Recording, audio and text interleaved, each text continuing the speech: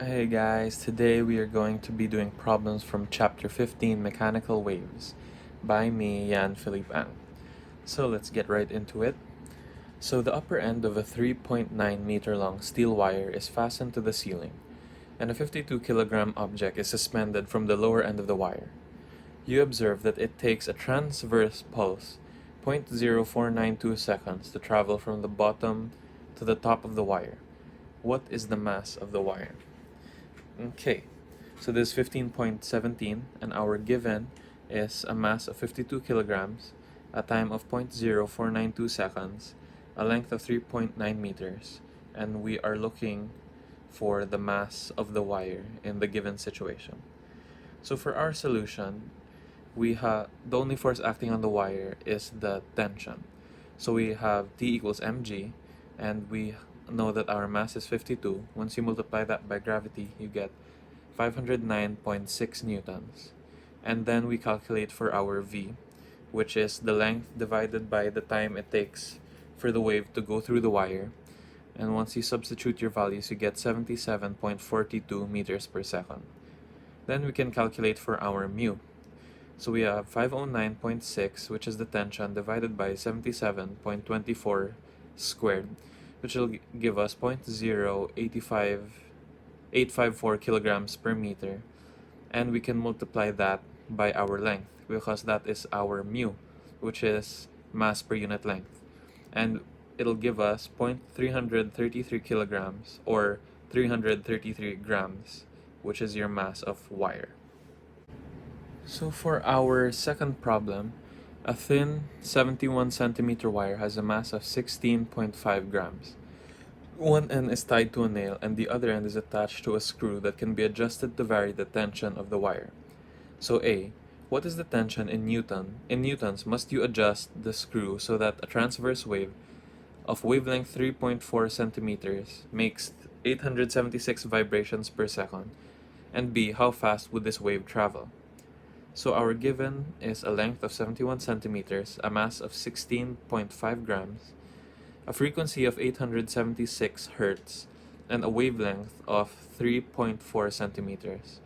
And we are required to look for the tension when our lambda is equal to 3.4 centimeters. Our frequency is equal to 876 hertz, and for B, we are required to look for the velocity of that given wave. So our solution is pretty simple. V equals the square root of t over mu, and we isolate our t, and we can replace our mu with m over L because that is your mass per unit length. And so with this, we start looking for our V first. So as you can see on the right side, V is simply lambda multiplied by your frequency. And we know both of these things. So we have 0.034 as our lambda and 876. And once you multiply those together, you get 29.78 meters per second as your velocity. And we can plug that into the equation we found earlier. So 29.78 squared multiplied by 0.0165, which is your mass, divided by 0.71, which is your length, will give you 20.61 newtons as your final answer.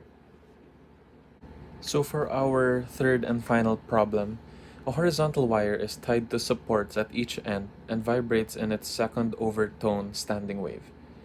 The tension in the wire is 5 newtons and the node-to-node distance is in the standing wave is 6.28 centimeters. So A, what is the length of the wire? And B, a point at an antinode of the standing wave on the wire travels from its maximum upward displacement to its maximum downward displacement in 8.4 milliseconds. What is the wire's mass? So for our given, we have a tension of 5 newtons and a length of 6.28 centimeters from the nodes. And the requirement is the length of the wire for part A, and B is the mass of the wire when the maximum displacement in time is equal to 8.4 milliseconds. So for our solution, we know that the distance from the nodes is 6.28, which will give us lambda over 2 because the length is equal to lambda over 2. So we can compute for our wavelength, which is 12.56 centimeters. And since it's in its second overtone, we know that the L is equal to 3 lambda over 2. So we plug in the lambda we calculated for earlier, and we get 18.84 centimeters as the length of that wire.